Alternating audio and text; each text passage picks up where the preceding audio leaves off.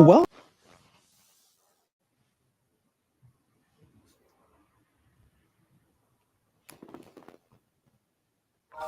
welcome to Be Honest podcast with Dr. Yana and Dr. Sherry, where we hold honest conversations about life, relationships, challenges, and everything in between, with unfiltered discussions with real people offering their authentic stories, experiences, and perspectives. No topic is off limits and no story is too small. Join us on United Public Radio Network 107.7 FM.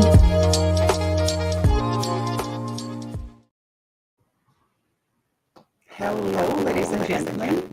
We are back, and as always, you're welcome to the Honest Podcast with Dr. Yana and Dr. Sherry, where we hold honest conversations about our relationships with ourselves, with partners, children, and the world. Before we dive into today's topic, we'd like to thank you for joining us on United Public Radio 107.7 FM in lively New Orleans. It's carnival time. Mardi Gras parades kick off today. If you would enjoy putting faces with these lovely voices you're hearing on today's show, visit us at our YouTube channel, Be Honest Talks. Please like and subscribe to our channel so we can continue bringing valuable content that inspires you to be honest. Now let's shift back to today's topic of moving beyond labels. So exciting. Well, have you ever wondered how labels shape the perception of ourselves and others? I have. In fact, I continuously think about it. It is like back my mind all the time. I don't know what to do about it. This is a particularly interesting topic. Labels are very powerful to use in society to categorize and make sense of the world around us. However, labeling comes with advantages and disadvantages. And we are going to explore today how labeling people can affect us, examine good benefits and drawbacks. So, I'm still getting a lot of feedback from you, Dr. Yana.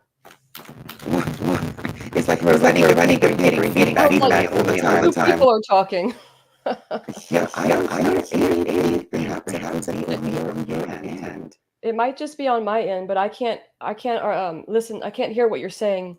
I can hear you, but I can't determine what you're saying. It sounds like there's more than one person speaking into the mic. Interesting. Dr. Sherry, you're really right now. Okay. So let's try to figure it out again. All right. How about then we'll go again. Let's see how things are going to be. You want to take a moment to do it? To try to get back in? Let's take a moment to do that. Yes. We are going to see Dr. Sherry in just seconds. So Dr. Sherry, please. Well, I'll talk to them while you're trying to figure that out. No, it's not my problem. We're talking about labeling. I'm not labeling you. I'm just... This is so funny. Why? About it like worse. Something about that now. See, maybe perhaps it's on your end.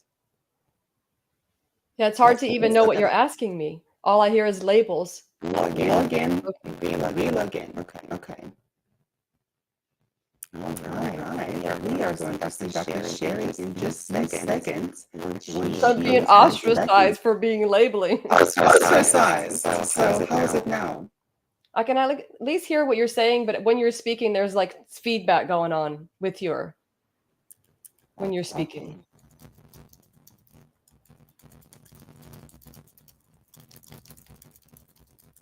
Okay.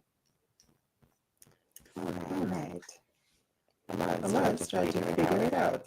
Maybe leave and come back.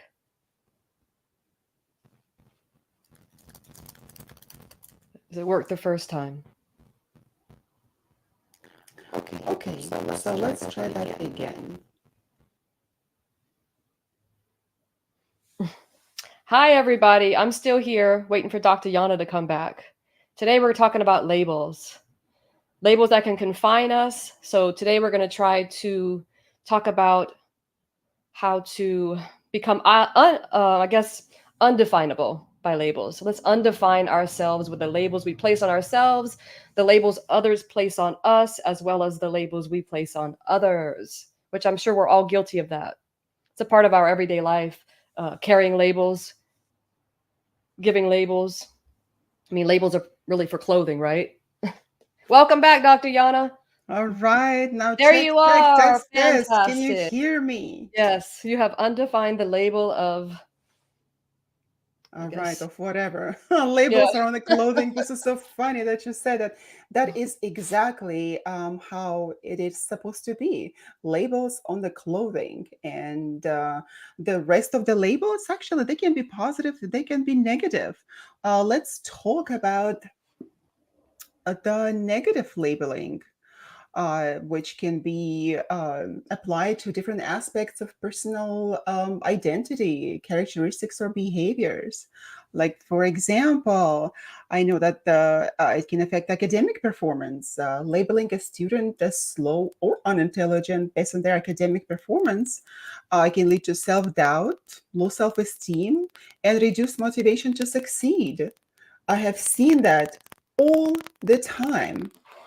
For example, I had a student before, long time ago. They were undergraduate students, and I was teaching a course. And one of the students uh, was not performing very well. I had to call her, and she was plagiarizing and not performing very well, underperforming. And I knew that she was underperforming because she could do it. She was very intelligent, and she could actually do it. She just didn't believe in herself. So interestingly enough, that I called her and she came to talk to me, and I said, you know what? You are very capable. You are able to write papers yourself. You don't have to copy anything from the internet. And at the time, we didn't have any chat GPTs or AI. So I asked her to write the paper with her own words. She looked at me as if I just fell from the moon or from the tree somewhere I hit my head. But nevertheless, pretty soon she brought me another paper, and it was half plagiarized, but I could see the baseline language that she was using, of course, did not coincide with the language that she was borrowing from the internet from some of the publications. So finally, after the three tries, I asked her to bring me a paper written with her own words, and she did.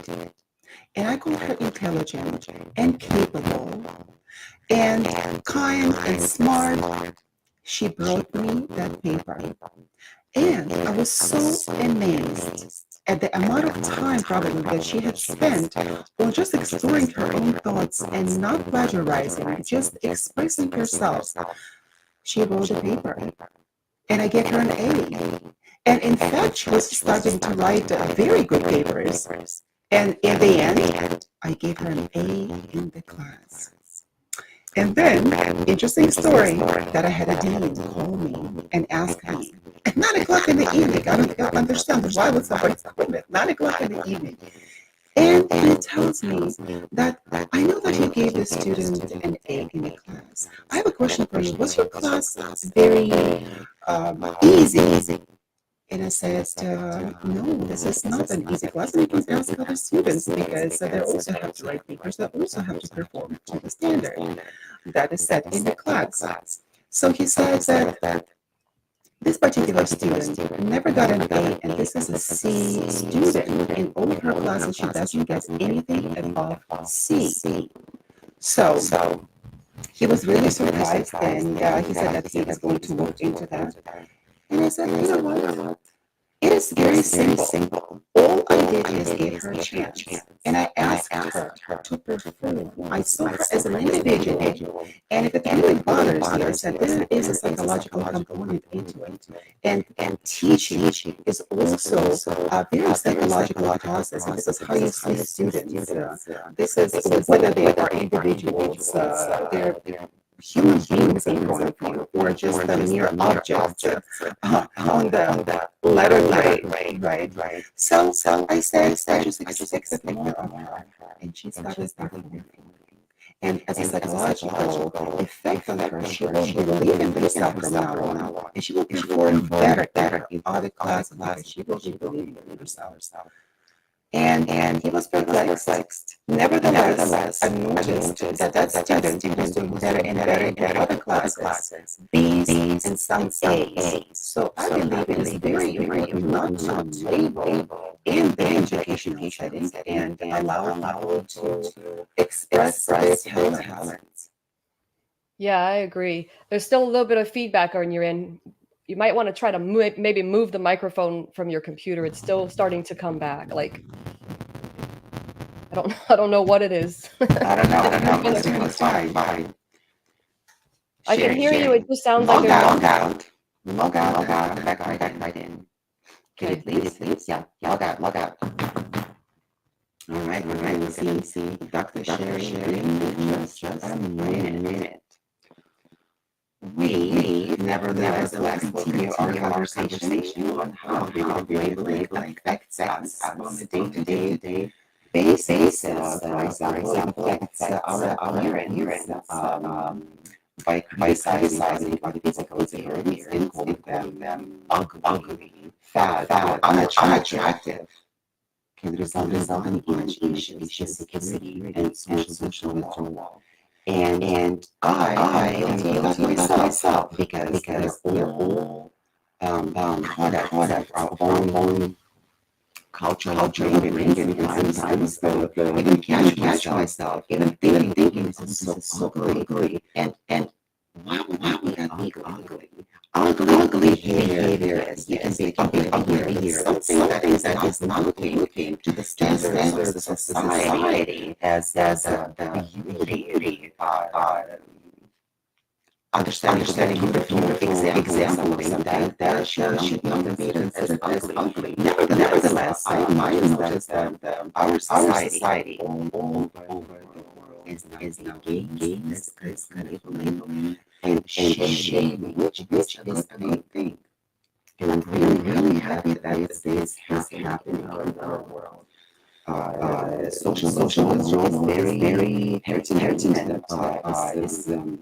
It is many people not many of us can boast high self-esteem. Not many of us have to work on that, and it's so difficult to have a higher self-esteem, to develop better self-esteem. But you have to work on that. Now, for example, you're yourself overweight, and people are calling you that way. That is a negative label. It can affect you negatively. Insecurity, your body image issues, and cause you to doubt yourself doubt your moves, doubt your body image, doubt everything in your life. Um, because that is something that is expected in our society to be of a good body image. At least here in California. This is so interesting. Before I even moved to California, that was never an issue. I never thought of that because before I used to live in Texas, then Midwest, and then California. And all of a sudden I came here. And there was an expectation of me on the part of other ladies, my acquaintances and friends, to look better. And then would talk to me as if I'm not performing, I'm not doing everything that I'm supposed to be doing to let's share that here. Somehow we're having technical difficulties today. Dr. Sherry, you are back. Thank you. Can you hear me now? I can hear Are you you. doing better? It's not about not being able to hear you. It's the feedback that's occurring while you're speaking. It's crunchy and it's just not clear. That's really the only way to put it. Okay. If I hold the microphone like this, is it better? I can actually hear what you're saying better, and the crunchiness is in the Okay. background. Let the crunchiness be someplace else. I'm just gonna have to hold the microphone in my mouth, eating this microphone, so you can hear me. It's just a lot of. It's almost like the microphone is too close to something because it's just a feedback. I don't know. It's only when you speak. Like I can't hear. That is There's no feedback from your system when you're not speaking. so. I don't understand. I'm just gonna be eating this microphone till the rest of the show. So it is absolutely okay. Let's just do that. We were talking about the Californian expectations of our body image. Oh, So okay. some of my acquaintances and some friends, they called me essentially like underperforming. That you're supposed to be looking this way. You're at this age. You're supposed to be doing Botox. Look at yourself. Or like you could do some lip fillers. Or Oh goodness. I didn't hear anything about my nose or anything else. Like okay, like oh, here's the we can fix the double chin. Where's my double chin? I could say you didn't have a triple chin, right? Or something else. It is always is the case. And I was laughing. I was laughing because I know how to compare myself. Not that I know how to compare myself. We all compare ourselves to other people, of course, to the standards of the society, or to. I like to compare myself to myself way back. I don't know, 20 years back, 10 years back, 5 years back, and just even a year back. So I have some frame of reference and I can remain to the relative extent the way that I used to look before. So, what these labels on women that, for example, don't have this duck lips, right? Because sometimes the lip injections can go crazy, right? And instead of just a little bit plumping our lips, women can have huge, big duck type lips.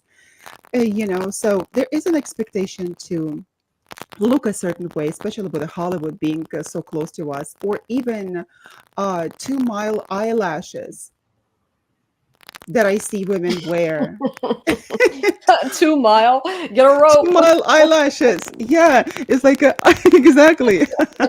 I saw a little meme somewhere, and one guy posted, and he said that, "Have you ever seen any guy suggesting that, oh, if you had those beautiful artificial lashes, you would be even prettier?" No. Somehow we do that to ourselves. And not that I want to label anyone, but sometimes we go crazy with the extent and the length of the lashes, the fillers, with injections, the body augmentation, right? It is all because of the society inadvertently putting those labels on us, correct? So, Yeah, I would say the labels we assign ourselves and others, it impacts our daily lives, our relationships, and our self worth. What comes to mind when discussing the topic of labels to me is the way we label ourselves and others is on the basis usually of our perceived prejudices, how we assess our judgments. Because often, like I like to think, is labels categorize, leading to stereotypes, which generalize, which also embarks on resulting, excuse me, not embarks, resultings in stigma, which ostracizes. So just from a simple label, we're labeled before we're born. We're, people want to know when the mother's carrying a baby in her womb. Well, what are you having? Well, I'm having a baby. Well, what is the label? Is it a boy or a girl? Well, so even before we come out into the world, we're assigned a label. And again, like you said, I think there's a positive and a negative to labels. Well, however, what you're speaking about is the societal norms and expectations, and seems to be big on that side of the world. I remember living there. yeah, I mean, you any, remember. it's People are like that. They're judging Exactly. others. You're so busy defining another person with a label that it's not our job to label other people. Running around and hanging labels on other people like nothing else to do. Maybe I'll get some of those 2 mile eyelashes and put them on my eyebrows instead of my eyes.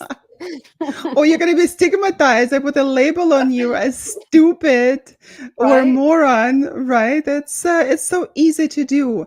It's absolutely so easy to do, and we have to have a moral obligation to other people, to the society in general, not to stigmatize and not to label them like that, because it can affect also the mental health by Hmm. stigmatizing people with, for example, mental health conditions by using derogatory labels such as crazy, psycho, or nutcase, right? Can exasperate feelings of shame, isolation, and reluctance to even seek help. I know that in a day-to-day life, I hear a lot from people. Oh, she's bipolar. Oh, she's a psycho, or he's a psycho. And I don't even stop to tell people anymore that you have to understand what bipolar actually is and not stigmatize a person with this kind of a diagnosis, because you're not a psychotherapist. You did not get a degree in psychology anywhere in order to uh, put that kind of a label on a person. So we should be very careful, even I, when people come to me for help. I do not set labels on them. In fact, I strongly encourage them to move away from that label, from those labels that the doctors hang on them, because they are not their diagnosis. They are not. And they can deal with the symptoms, but they are not the bipolar. If like, oh, I'm bipolar, oh, I'm borderline, people come and tell me that. No, you're not bipolar and you are not borderline, because people can identify with that, and their identity will be formed for many years, and that would be very difficult to even shake that off them. Right. You can clarify saying you are not your disorder or what you've been labeled as. However, you are displaying symptoms that categorize you as perhaps maybe being afflicted by something that is interfering with your everyday living. Absolutely, absolutely, because we can uh, exhibit something that is called a self-fulfilled prophecy, because if we speak to ourselves in certain tone and certain uh, phraseology and the narrative that we believe, we become what we think about. It is so easy to do. However, people don't even think about it. I can't stress enough how many times I have to insist with my children, for example. I don't really insist with other people or like with clients who come to seek help. Yes, I do. I pointed out that we should not be thinking about ourselves in the negative terms. We should not call ourselves, oh, I'm so stupid. How could I have done that? You know, that, yeah, it's falls in your subconscious. And you, Dr. Sherry, and myself, like as a hypnotherapist, we know the detrimental effect of that.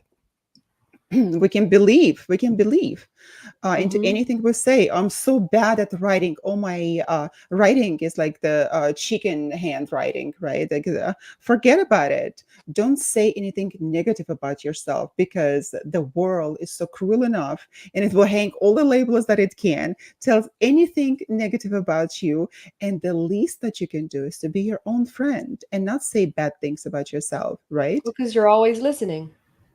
You're always listening to what you're saying. So if you start the day by bringing yourself down, then you're gonna may have the results of that all day of feeling down, feeling sorry for yourself, and so on and so forth. Exactly. Now I'm holding this microphone, Dr. Sherry. It's My you hands are actually have getting. no you actually don't have any more feedback at all. You probably can put it back in its holder. Like it Okay. absolutely it left. It left the studio. Whatever other entity was here, I I'm tell you, I afraid there think was no parts of entities. the paranormal show keeps We coming on didn't this have a show. paranormal show. It could have been my ferret, that my friend, my ferret could have been. Um, that is always with me. That is so funny. So you're doing fine, Yes, yeah? yeah. You can The hear other me thing, well. I can hear you perfectly. If we can use that perfect word in this unperfect world, I like to think of labels. There's so many labels in the world. They're like, I mean, of course, we don't have 200 billion labels as we have stars in the galaxy, but it's kind of like that. Labels are just in this like cloud of, there's just so many that we use, and I think using labels is a very lazy way of existing. It's lazy. I don't have to get to know this person. I don't have to do any work. I can just be lazy and assign a label. Because when we assign a label to something, we can just be lazy and give it a label, look at the stereotype, it, um yeah, it's lazy. Well, when we do that, Dr. Sherry, have you ever thought by doing that, we place ourselves be above that human being whom we just labeled in a negative way, right? For example, if we are using derogatory labels such as faggot, uh, to describe people who identify with the LGBTQ, I can't even pronounce that, it can lead to discrimination, harassment, and mental health issues. And of course, we talk about mental health all the time, and it is such a beat up topic. I'm tired of listening about mental health all the time. However, we need to understand that those issues, that kind of negative labeling, can lead to detrimental effects of people that uh, can be proud of themselves, but nevertheless, when they hear negative comments, uh, addressing their persona, then it will stay. It will stay with them. It will stay in the back of their minds, and it will lower their self-esteem. Um, I agree. And in addition to what you're saying, if you're given a label and you believe in the label, you could also not participate in a healthy part of your own living, because you can say, well, you just keep making excuses for the reasons that you are experiencing the things in your life because you're using your label as the reason. Well, I couldn't do this today because I'm such and such. I mean, unless you're confined to a wheelchair and can't walk, there's no reason you can't go outside and use your legs. There are in certain circumstances, I believe that, you know, we can categorize people, which is a label. A label is a categorization of something. Label your food. If we could get away from having so many labels, I think we could find a better way to have world peace. I mean, we might be far from it, but if we can come together, we can stop outcasting things, people, places. I agree in this sense with you. However, categorization is very important in the functioning in the world and our functioning in the functioning of the society. We can't live without the categorization. We can't live without certain labeling, but in a positive sense, because when we call that, oh, the person is so judgmental, or you're so judgmental, you're judging me, this word is also has been such a beat up word. This judging word, it just always like raises hair on my skin. This judge, you're judging Well, me. are you You know, judging? Are you people, observing? that judgment that we have has to have the element of observation. This is as human beings we function in this world. We categorize this world to ourselves, and we live based on those categories, and we relate to this world around us based on those categories that we have learned. So we cannot use that word judging indiscriminately, right? In the terms, for example, yeah, if someone calls another person a faggot, that would be judgment, and that would be very harsh word toward another human being. I cannot tell you how profoundly upset I get when I hear teenage kids or even middle school kids, and I live right here, right by the shopping plaza. And after the school is over, and God forbid I find myself at the plaza at that time, I hear the most incredibly abominable language, the way that they address each other, the way that they call each other. And I don't understand why we as a society do not put an end to it. How is our free speech functioning in this society? This is not even a free speech. I believe that in chasing the notion of free speech, we have gone above and beyond common sense. For example, If I hear those kids saying all these nasty words to each other, I either fear and I would say, not that I wouldn't shame them, but to say, you look like very nice kids. And I would ask them, which grade are they? And I would tell them that that kind of language can negatively affect another person. And then another teenager would say, "Oh no, I'm not affected. We all speak like that." And I said, "You know what? That becomes a normality for you. By calling, so the other girlfriends are calling you a bitch is not normal. This is not normal. You are not a bitch. That it. But this is our societal norms that normalize it, right? Like, or calling each other, oh, he's a faggot, or like kids in elementary school, I heard them saying, oh, you are bisexual, in elementary school. The kids in elementary school, they learn from adults, which is understanding.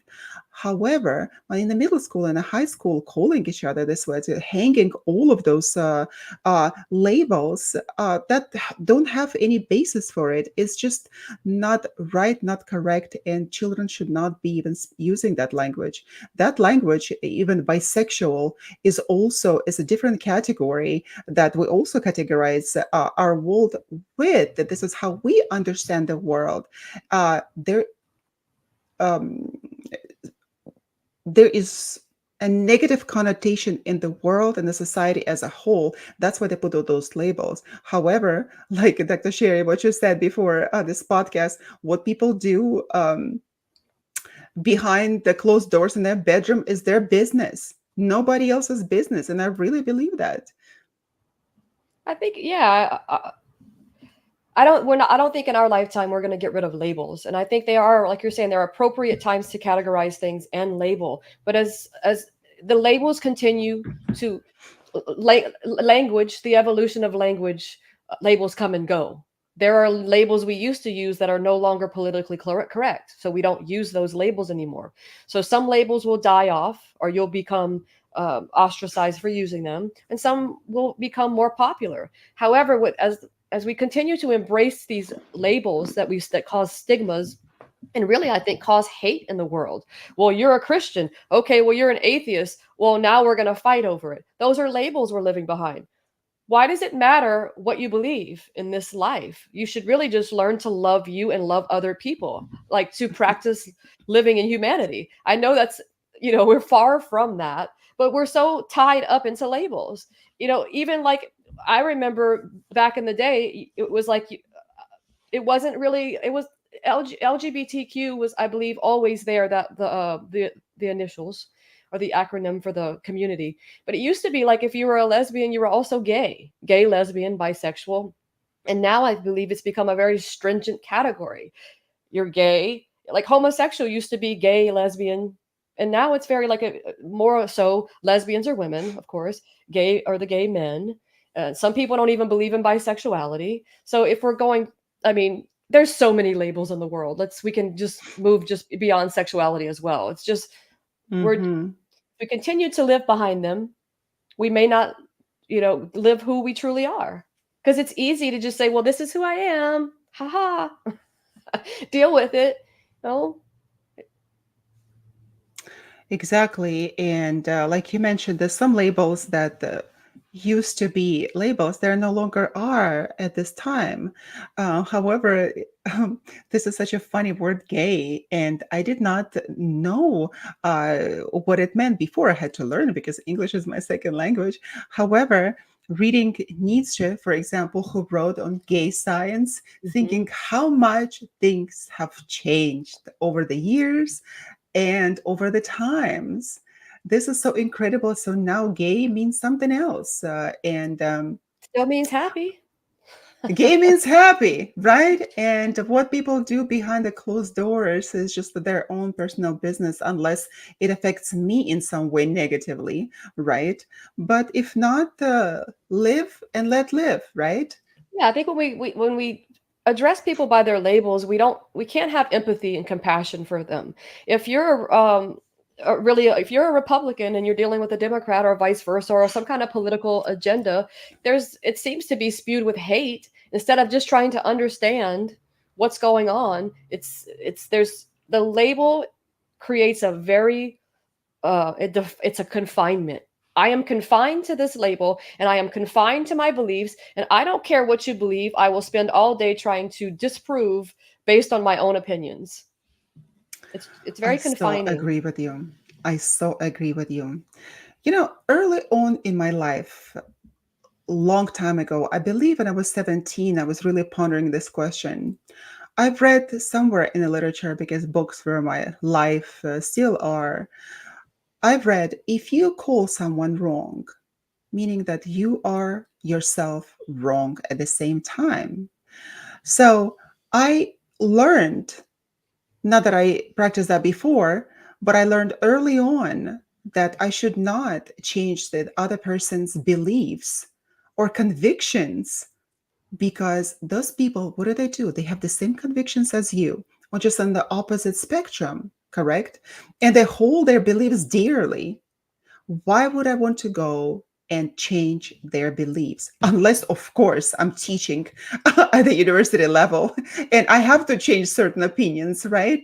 What we held. I ask at the beginning of the class what their opinion is in certain the subject matter. And then by the end of the class, it was changed because we learn the facts, and then we base our opinions on the facts, not just the silly perceptions that we learn from the media, right?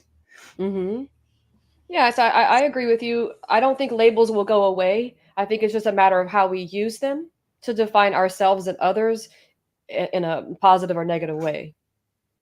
Because I think, through, Absolutely. like you said, to a certain extent, we need labels. If somebody wins the Nobel Peace Prize, they have they deserved that honorary label of being Exactly. in that prestige. If you have a doctorate, you deserve to have your title. So I think, when it comes to labels like that, as you mentioned, there are positive labels.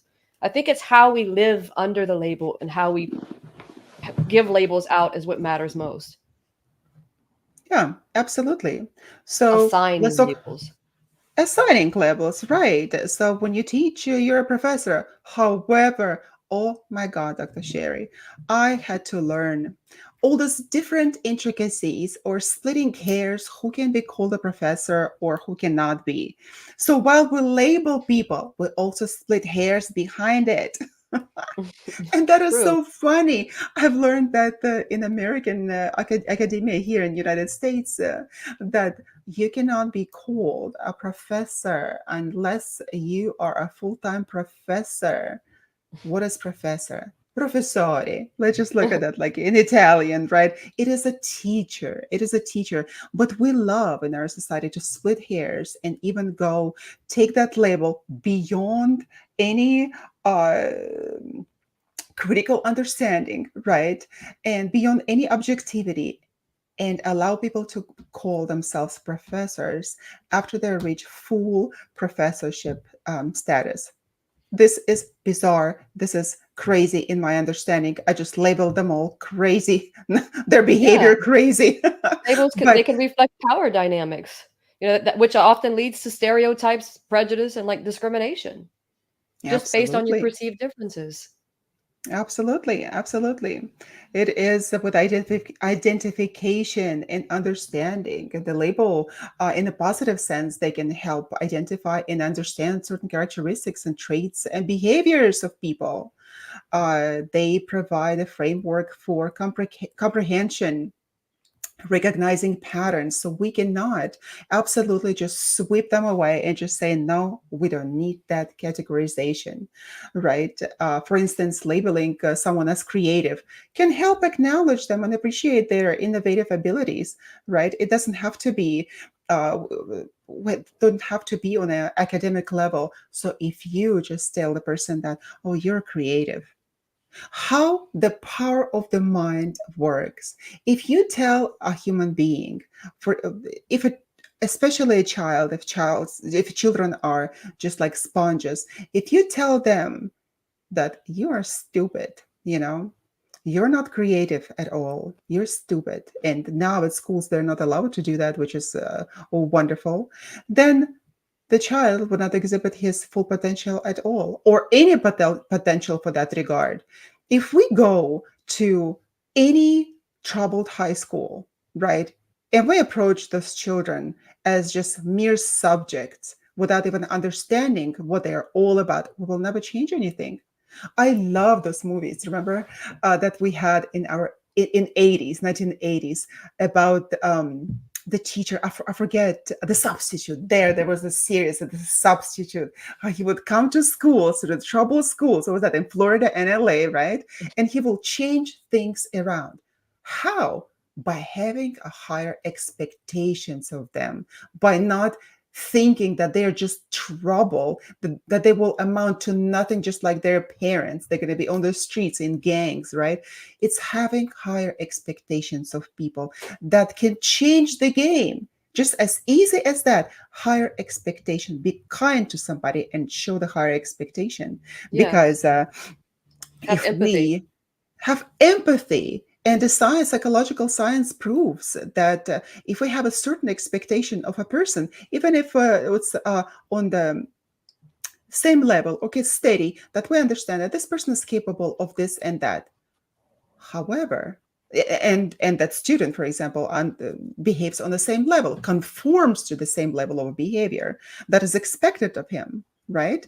And if you expect just a little bit of that human being, just a little bit higher, and say, oh, I think that you can perform better.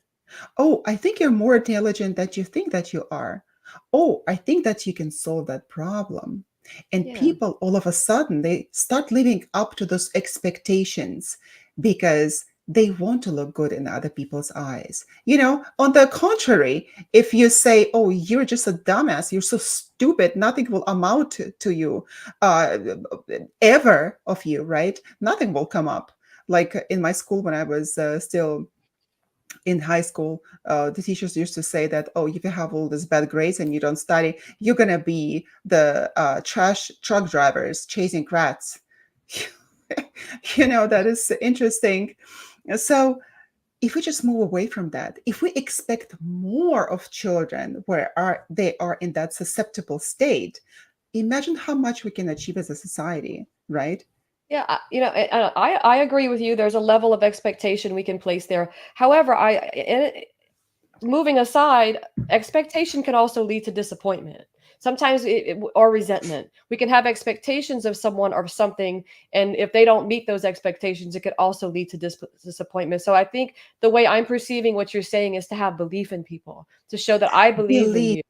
That's Yes. right. It's belief and also higher expectations, not meaning that those people will have to conform to your expectations. This is not exactly, I'm so glad that you clarified that, because this is not the expectations that I'm expecting you to be on a certain level, or I will just lose my faith in you. No, it's knowing and approaching this topic consciously by giving people a chance, by believing that they are better than they are and they will conform to that.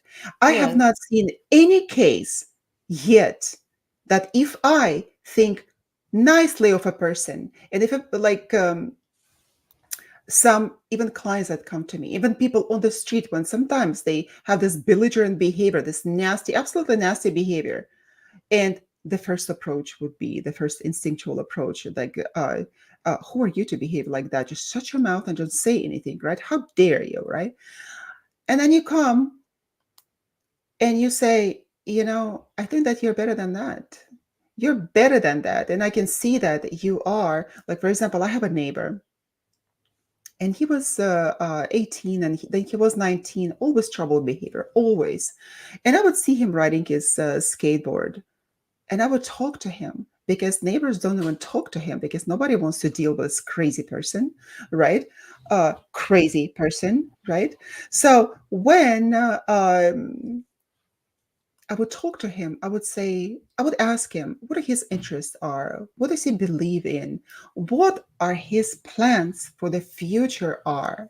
And I would tell him that he is intelligent, that there's more to him than people see. I would support him and uplift him.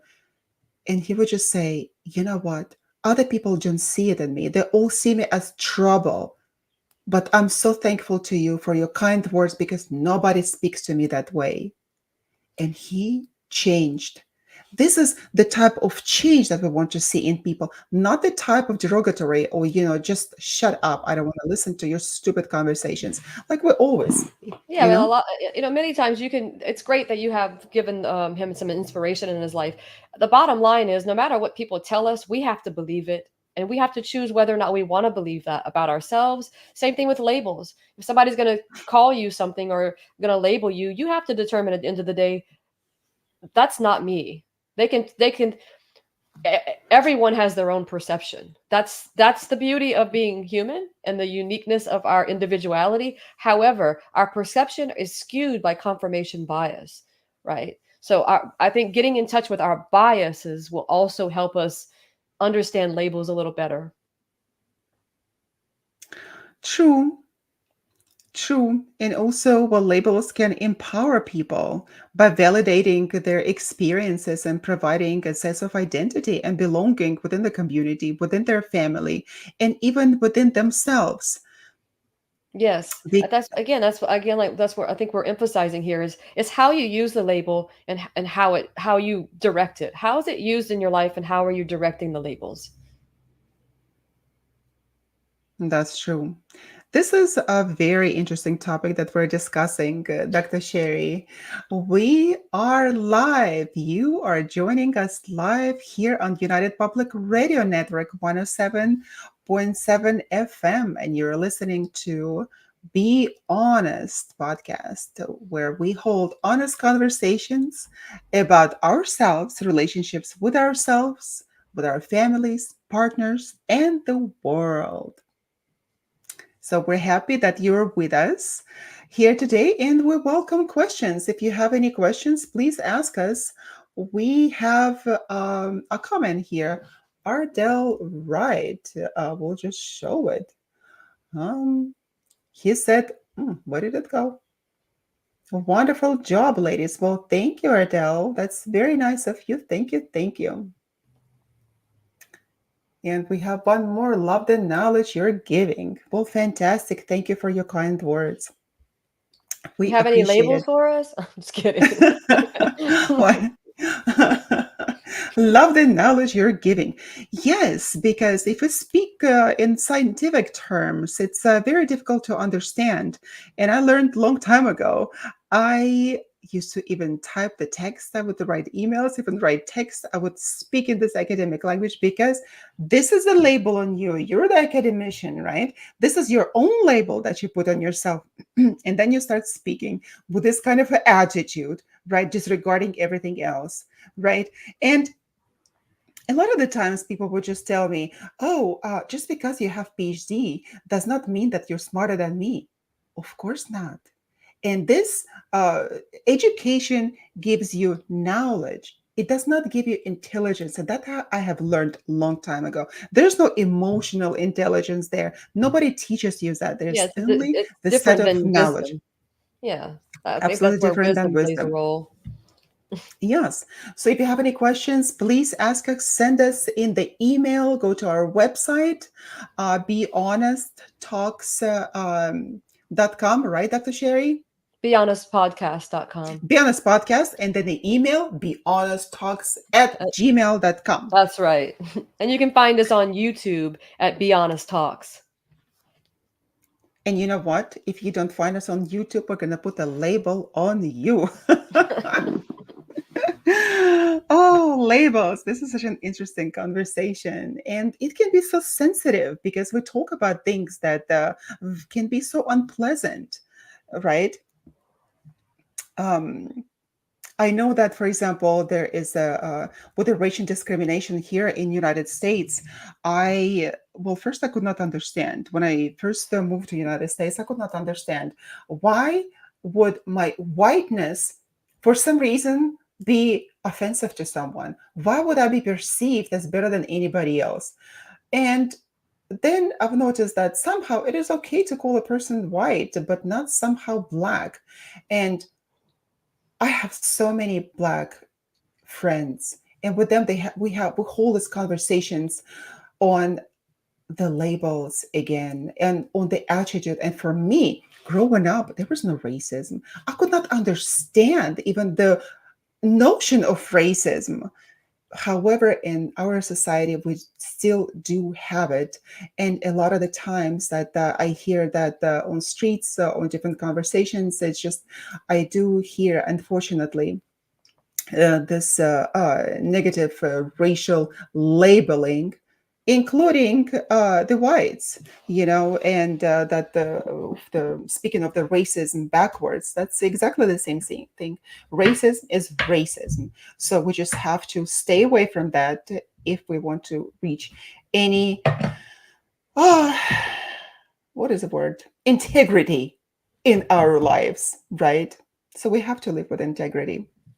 You have to be honest.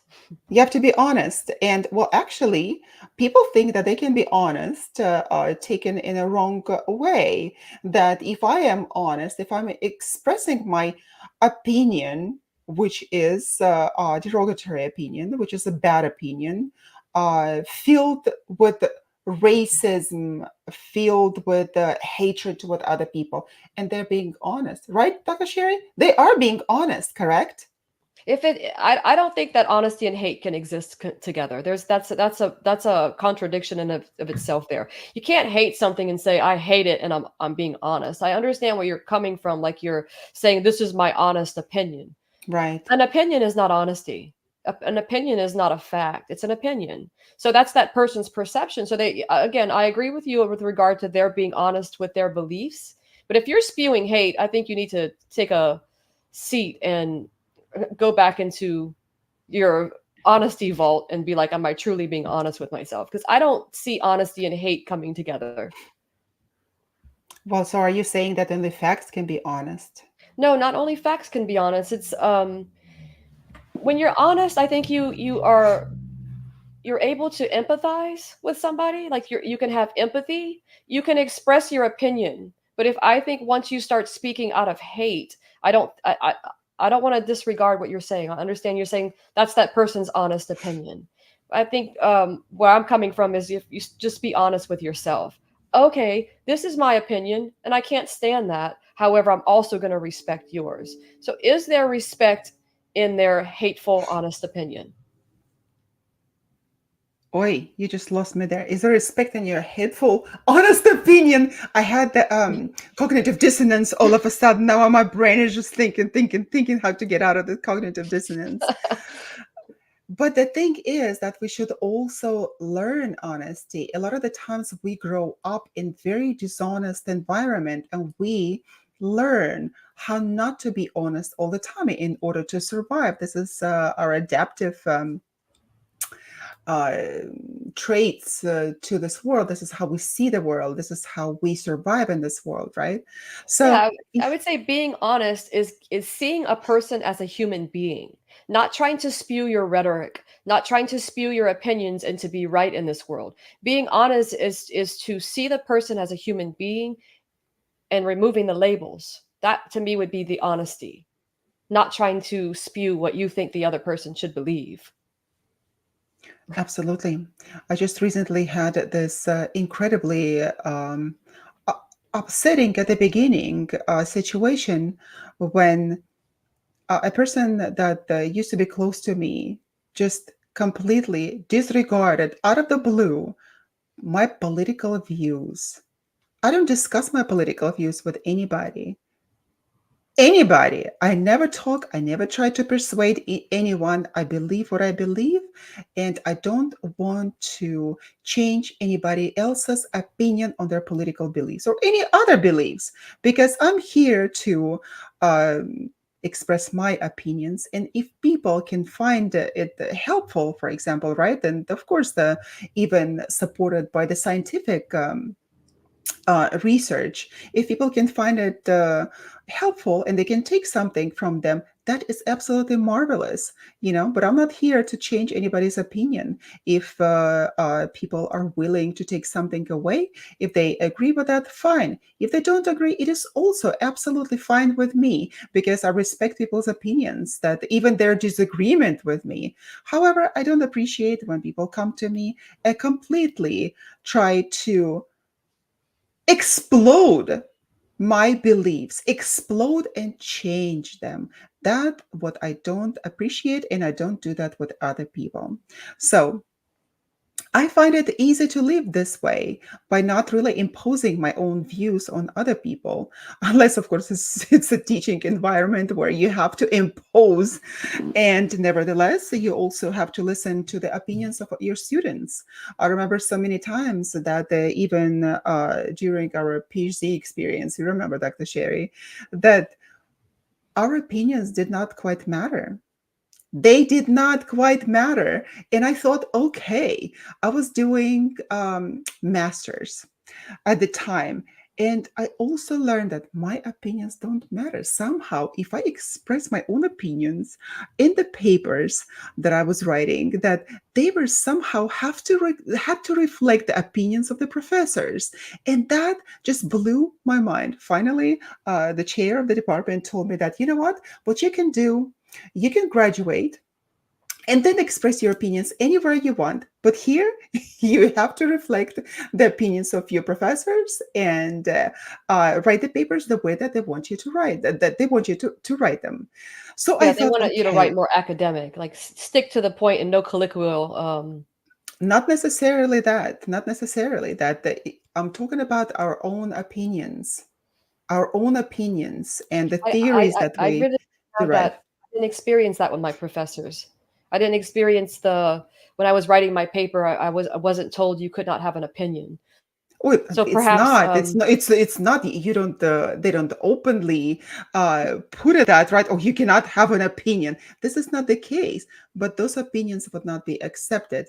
And even when doing a PhD as well, somehow I found the same advice given to me, that you are going to express your theories and the way that you want things to be after you graduate. But here you have to adhere to the main ideology, the way that they want you to write as papers and everything else. So um, we deviated from the topic. What was the topic? The labels. labels. Labels. Yeah, the labels. We slowly morphed into opinions, which opinions are very strong. I mean, opinions are the epitome of labels. It's why we pretty much have them because everybody has their own opinion. They're just somewhat kind of up there with excuses, right? They say everybody has one. Their excuses are like assholes. Everyone has one, and they all stink. Like so. To put it frankly, um, same thing with Absolutely. opinions. We all have opinions based on our own perception, and that's the thing. People oftentimes can't move beyond their own perception because they're not open enough to accept something else. And sometimes I think they're so lost in it that they can't even like there's that term like you can't see what people see because you're not on the outside. So they're so immersed in their own opinion and their own beliefs that they can't even see past in front of them, basically. Oh yeah, we sometimes cannot even see past our nose. Right? We're so immersed in our own opinions and our own importance that we don't see the opinions of other people. That's right. That's why a I lot of it doesn't matter what you tell people. You can sometimes you can sing to someone, you can tell them something till the cows come home, but they're not gonna listen. You can bring the horse to the water, but you can't make it drink. So that's how, like you said before, that's how strong the human mind is. That's how powerful and profound each unique person's mental capacity is. It could be you could be bleeding out and someone's trying to save you, but you have this belief that if I hold on to this label or this opinion, I'm not going to bleed out. And maybe That's you're right. you're hospitalized and you like realize that maybe I should let go of that label. Oftentimes terrible things may have to happen to us or really good things have to happen to us so we can change or let people out of our lives. Like this recent encounter you spoke of, you probably more than likely had to distance yourself from this individual so it could be healthy for you. That relationship probably somewhat dissolved. Yes, and I believe it is so important what you're saying right now, because when we have people like that in our environment, what do we do when they set those negative labels and speak to us in a derogatory way? How do we deal with it? Okay, sometimes in the heat of the moment, you can say things that you will regret later, right? However, if someone consistently is putting you down and calling you names and we call it labeling you, right, in a certain way, whether you are poor or wealthy or anything else, or due to your disability or the way that you look, anything at all, you have to distance yourself from those people. If you cannot change the opinions of those people about you, you can move away from those people. However, I'm not encouraging people just to sit there quietly and not say anything. A lot of the times, the bullies That's okay to do can be that, though. stopped. That's It's okay okay to to do that, absolutely. and sometimes it's if it's family, you can't remove yourself. However, I believe you can you can just learn to listen and just allow them to accept them where they are and not engage. But if it does become toxic and it causes something a scene or something that's very negative, then even if it's family, you might have to distance yourself. But in some cases, Absolutely. people are just not informed. They are not they're somewhat, I don't want to label someone as ignorant, but some people aren't as informed, so they believe their opinion is very strong, and you can accept somebody where they are. However, you may have to distance yourself even if they're family. This is so funny. I remember that when I was writing papers, when I was still going to school, there was one correction that my professor did. I wrote in a paper, blind people, something that I had to make the statement. And he corrected me. He said, people who are blind. And at that time, like, I didn't know what the difference was. Like, yeah, it was like it's splitting hairs. However, there is a sense in it. Blind people, as we can call someone blind, are you blind, right? That person is always blind. They can never see anything past their nose, right? And that is also can be a label, a cliche at the same time. But we can also split hairs in this understanding, like person who is blind person or person who is blind, because we don't want to offend people on their disabilities as well, right? So But when you're telling someone what it's right in front of you, are you blind? That's at that point I would say you might want to address the relationship. It sounds like there's a little bit of contempt there. If someone's treating you that way, it can be out of, like you said, it can be funny too. It's right in front of you. Are you blind? But there's always a little bit of truth in every little every just kidding. Right? There's always a little bit of truth in there. So yeah, the truth. But what is the truth? well, I What mean, is the like truth? saying, "Are you blind?" It's right in front of you. Is it necessary to say that to someone to be derogatory when they didn't see it? It's really becomes a reflection of the other person. But I understand from what the blind can be. I think three different things. It can be contempt, it could be a disability, and or maybe not even a disability. Just because someone's blind, perhaps they may not want to be identified with as a disability. Well, absolutely. But nevertheless, we cannot change people's opinions of ourselves. So sometimes you have to stand up for yourself and defend, because you cannot be a part of your community and continuously be bullied. So a lot of the times we should stand up for ourselves and stop the bullying at the time, that instead of suffering that for a long period of time. And like you said, with families, it sometimes is impossible, and we have to do something about it.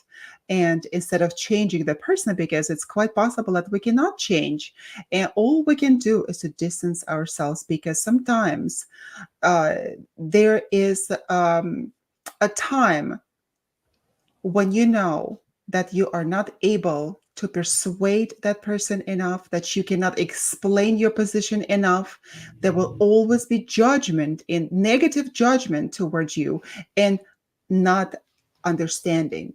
So it is okay to withdraw. It is okay to distance yourself in times that when you can't. What if it's your mother or your father, right? Then we have to use our best judgment an understanding of the situation to protect ourselves and know the limits, set the boundaries, and maintain them. Yeah, I would do like an exercise if those listening today or watching, do an exercise. Try to identify as you go through your day, maybe even half the day, think of if you can consciously think about how many times you use a label. Just think about it. Just a small exercise. Oh, I'm gonna blow that completely. I'm gonna go outside probably today, and if I don't speak audibly, I will think of something, right? Yeah, you may even catch yourself where you may have uttered negativity towards somebody. If you catch yourself before you spew a label, you might actually be surprised at the ability to consciously make a change in your life instead of always summing up with a label and I'm just going to throw that out there because it's lazy. Maybe get to know something, maybe get to know a part of a person, what has made them believe that, why are they the way they are today, instead of just casting stones. Casting stones actually can hurt you because It what is the literally can. saying? Rocks and sticks. What is Sticks the and saying? stones may Sticks break and my bones, but words may never hurt me words may never hurt me, but the words or actually can. touch me. But words can actually they can be more hurtful If you believe them, if you believe them. But to be honest if with yourself, you can learn to. I don't have. It's not an easy thing, especially for children, right? But their prefrontal cortex is exactly, also developed either. So again, that's a whole nother topic, a whole nother show. But if you believe the words, that's why my mom used to tell me that when I was afraid or being bullied in school when I was a kid. That's the same phrase she would tell me. Sticks and stones may hurt my bones, but words may never touch me. And that's what she meant by that. And it's so true. Those words don't ever have to touch you. Sticks and stones will hurt you if they throw them at you. Words do not hurt you. I can tell you it's going to hurt you based on how you perceive it if you choose to believe it. Most of us choose to believe it. That's where we have to learn to be honest. I'm going to be honest with myself. I am not what you think I am. It's probably you that who is all the things you think I am. As Jung said, when people are throwing it at us, chances are they're the ones suffering from that, right? Words cannot hurt. Let me say, literally speaking, words cannot physically hurt you. They're not going to hurt you, but they mentally can scar you. That's why we're here to hopefully give you some light in your life to learn that no matter what someone calls you, to pick yourself up and don't believe those words. Change the words. Pink says it so beautifully in her songs. Change the voices in your head, make them love you instead. love you instead. Oh, I love it. Exactly. How many times do we safe unsafely self label ourselves? Daily, How more than many likely. times? It is so important, like you mentioned, that the incredible exercise just to go out today and actually see how many labels we hang on people, right? And then how many labels, I would just go further, we hang on ourselves, right? Yeah, maybe honestly, knocking something over, you spilled your water, or a child spills their water, and you're filled with such anger. Anger is a label. Oh, what am I thinking?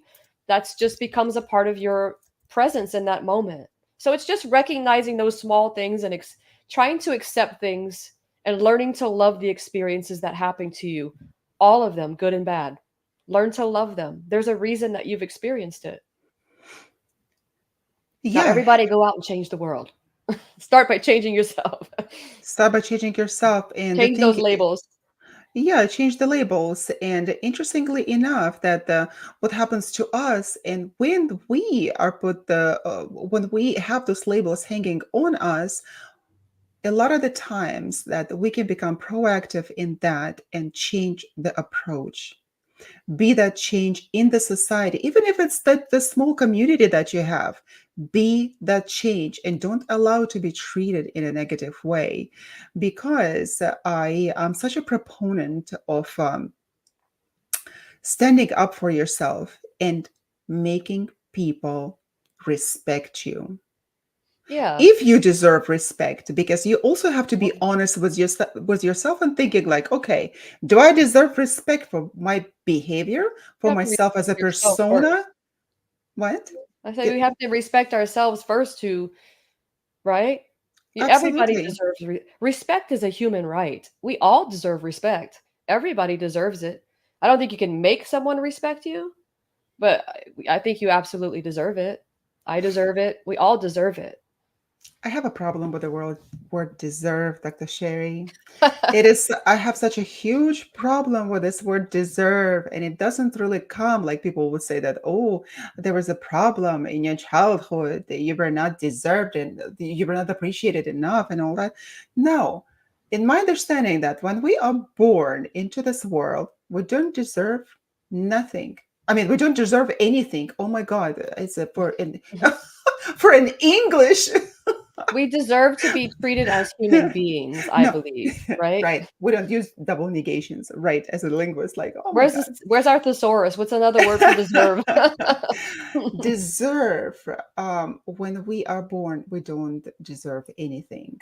Yeah, perhaps we We should do. probably deserve our caring by our parents, because we are not able to care for ourselves. But as we grow older, that respect has to also be earned.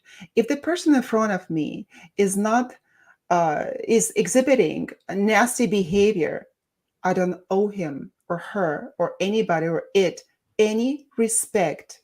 He doesn't deserve anything but the mere fact, he or she, whoever, does not deserve respect by the mere fact of existence. That respect needs to be earned by treating people in a nice way. And Dr. Sherry, I see that you're very, I'm going to put that label on you.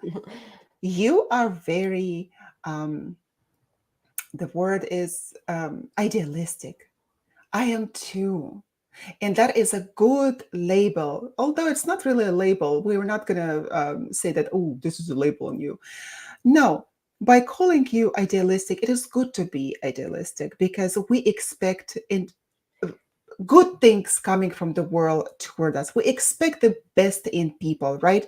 We think of the world as a better place. However, it may not be. And next time, when somebody, I was walking the dog just the other day, and my dogs ran to the person with another dog, and they just wanted to play. Somehow, that big man's feet got tangled in a leash. I don't think I've ever heard this much of uh, what is this? How am I gonna put it nicely? Um, Foul Nick, language. you're just. This is not the put it. I okay. I was looking for a literary word. I heard so many awful things being said toward me, toward my dog, to the world in general. Oh, my jaw fell on the floor and dropped to pieces. You know. So if we and nevertheless, I did not start thinking of the world as this horrible place, right? So being idealistic is still good. It's However, not when about the we, other person. That's the thing. When you're saying they don't deserve my respect, that's for me, that's putting myself better than somebody else. I have no idea what another person's going through. It's not about them deserving the respect. It's about you being respectful as an individual. No matter how someone treats you, you still treat somebody with respect. You don't lower, I don't, excuse me, I don't lower my respect for someone because they don't respect me. Now, I may take a step back and try to communicate depending on the situation or whatever's going on, but I don't believe I'm going to diminish my respect for the humanity and other human being because they didn't respect me. I think there's maybe a more gentle way to uh, I think we're going to the same fact or conversation what we had the last time when your mom said the kill with kindness. I would kill that person with kindness, and I would still have respect, but I would have respect for myself, not to involve myself in this kind of a nasty foul language altercation with that person, and walk away. and it's I okay would say, if you, even if you did, even if you said screw you, it's okay to, sometimes we're going to be human and you're going to act out or I'm going to act out. So in those cases there's it's nothing wrong with that either. So it's, I can't, not saying here that you have to always be this, you know, angelic floating person who won't ever engage in a reaction when somebody gets on your in your face.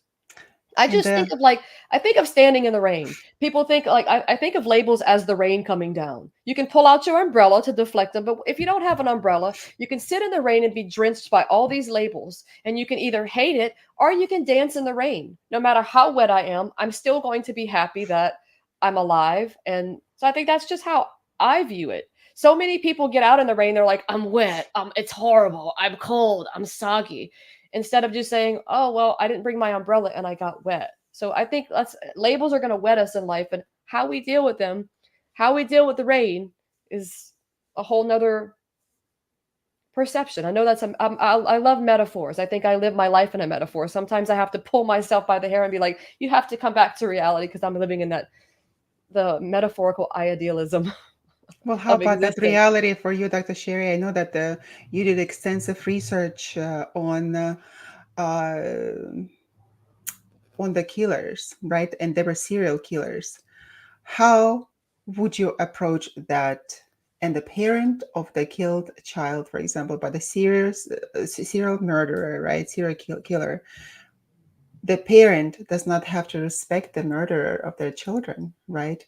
And they do not deserve respect automatically. If we look at that, if a man, for example, is beating a woman half his size by proving that he is a macho man and she needs to listen to him, regardless what the situation is, she does not owe him a respect automatically, because that is already disgraceful behavior to treat a woman this way, or even go further to kill someone. So in my understanding, when someone also comes to me with the very unreasonable understanding, very unreasonable demands to me, unreasonable meaning that try to also to change my opinions, to change me in a way that I do not see myself. That is unreasonable. I don't owe respect immediately to anybody who think that they deserve respect. So I believe that these two opinions will always exist in our society, that especially in our world nowadays, that everyone deserves everything. Oh no, they don't, in my understanding. And I think like in our I don't society, think it's just about giving the person respect. Again, it's about honoring your own respect. You don't have to respect the person. You don't have to say I respect them for killing my child. No, I don't think anyone would hold anyone to any kind of standard. However, some people come to and like just I think you have to come to something that brings you peace in your life. I haven't gone through something like that. No one's killed my children because I would probably want to kill them. So I understand where you're where coming. would your respect go, my dear? Where would your respect go if you would I have to don't go think and it's kill him? I don't think it's with regard to having respect for them. What I'm saying is like having enough respect for yourself to not engage in it. You can still write something to somebody Exactly. to let them know this is how you affected my life. Doesn't mean Exactly.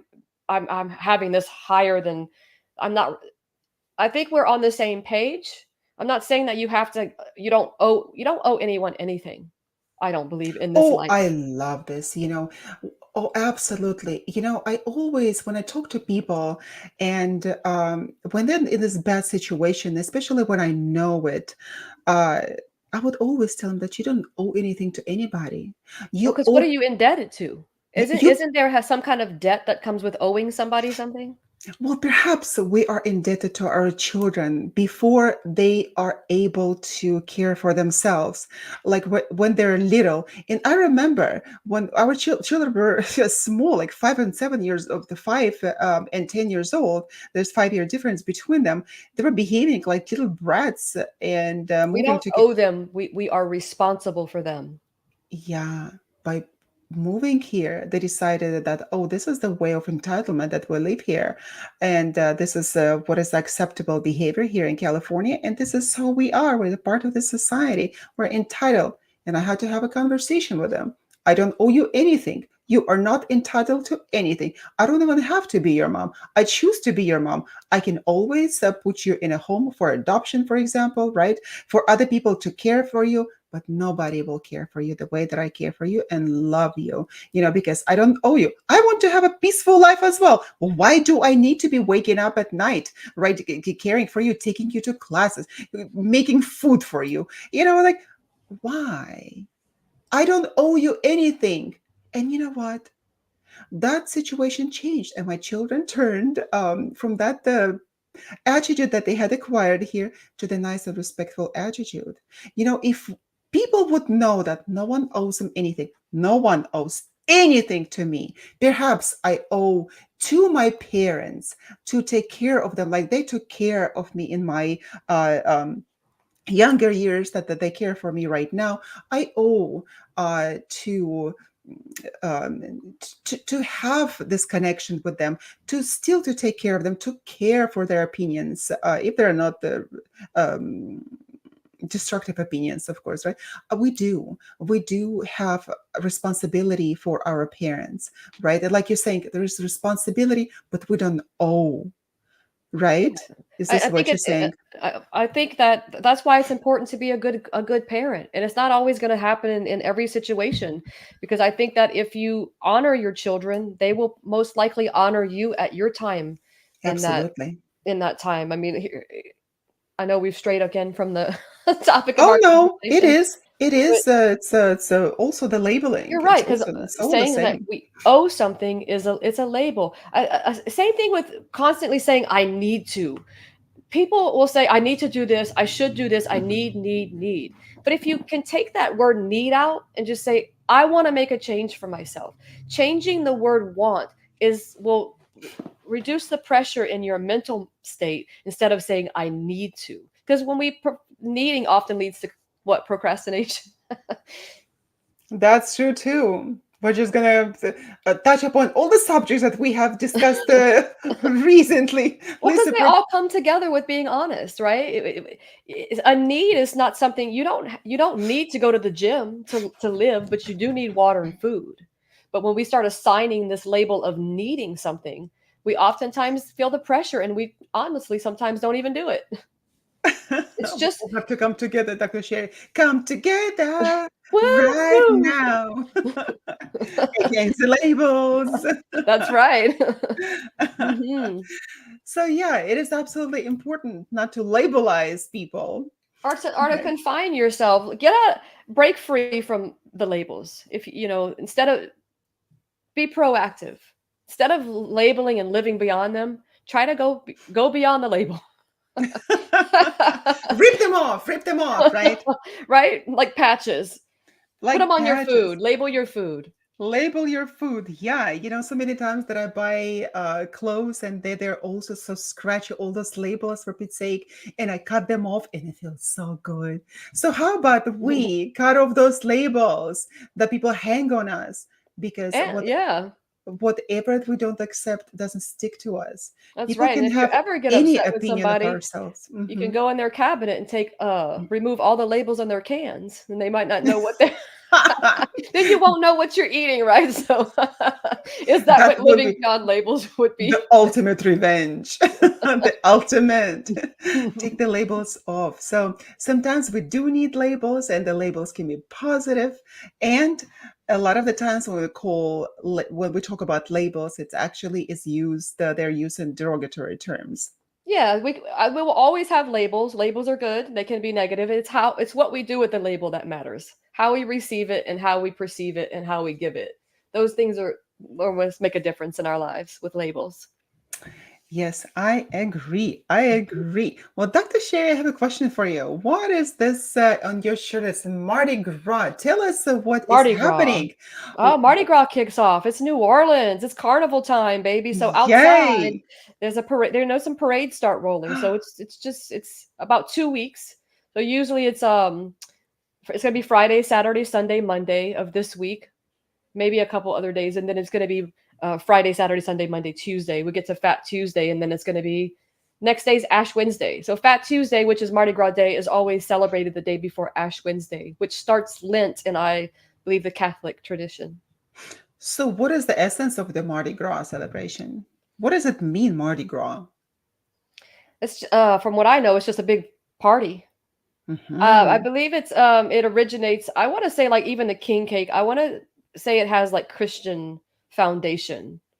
I don't know the the history of Mardi Gras. Even though I'm from uh, the Bayou, I'm a Cajun through and through. I'm not familiar with all the history of Mardi Gras, but it's an absolute fabulous time. You stay safe, but it's a wonderful experience to have. That is so cool. I've never been in a carnival like this. Are you going to go? I'm gonna go to a few of them. Yeah, Nice. bring the kids, and Mardi Gras. It's changed a lot. It's used to be mostly for like kids and stuff, but now a lot of adults go and expose themselves, and yeah, you can get fined for it now, I believe here. And well, Expose themselves. They people do it year round in New Orleans. You can yeah. people that you can get beads on the street, and people show their anatomy all the time for a simple plastic bead, something like this, right? Oh This is my also a goodness. bead. Where's it at on this side? This is a bead. It's just a bead with a little mask on it. I see. It's really fun, and it brings people together. It's a tradition, and it's wild. It's a wild time. That is so incredible. I was in New Orleans just the once, and it's a very interesting place. Very interesting place. It's south, and to It's very me, mystical. it's very mystical. Yes, I could see, as a seer, I could see so many things there that were not perceived by the regular eye. And to me, some of the things were scary, but a lot of the things were beautiful, and people are nice, and just a very interesting place with huge, huge history. Yeah, the people around this part of the United States are extremely nice compared to other places. I would say it's just a whole different way of living. But there's beauty everywhere in the world. Everywhere you go, everywhere there's beauty because it's all based on your perception. If you want to see beauty in the world, you're going to see it. Even in sorrow, there's beauty. Just might take a little time to get there. Get out of there, right? Get out of the Well, sorrow to the yeah. beauty, into the understanding. Yeah. It's I always have to think of what you say, that there is also the beauty in sorrow, because this is not the first time you mentioned it. And there is, because what happens to us, and when we talk to ourselves and when we say, oh, I'm so depressed now, that's another label that we put on ourselves. We can be sad, situationally sad for whatever reason, but we should avoid labeling ourselves as depressed, because that's another label that the society puts on everybody, whoever is just sad, right? Well, So if you just know yourself, hopefully you have the capacity to, if I can say I'm depressed, then maybe I can do something about it. So it's okay. It's like if you're standing out in the rain, like we said, the labels are the rain, right? You can either be happy and dance in the rain, or you could be sad. But sooner or later, you're probably going to see a rainbow, right? So I believe there's always a rainbow on the outside of any negativity in our lives. and there's a pot of gold. Two pots of gold at the end of the rainbow. There are two ends, right? So there Hmm. should be two pots of gold. That's right. But if you look at it, it's the infinity circle, right? And there are no pots of gold. The pots of gold are only in your mind and in your It heart is, and if you I believe discover them. that's your enlightenment. Yeah, but that is so fantastic. Just recently, I saw a rainbow with purple color. I've never seen purple color on a rainbow.